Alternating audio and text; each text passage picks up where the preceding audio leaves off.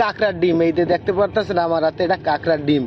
এটা যখন পাকবে এবং কালা হয়ে যাবে বা এই মালটারে যদি একবারে মানে রোদে দিয়া শুকাইয়া বাড়া ভরিয়া যদি কোনো বেআইন টেআইন থাকে বা বেআই টেআই থাকে যদি লাগাইয়ে দেওয়াই যায় ফুদিয়ে মারিয়া, তাহলে কিন্তু আলকুস ওই যে বান্দরলা কয় এটার চেয়ে বড় কিন্তু ডেঞ্জার আছে এই মালটা।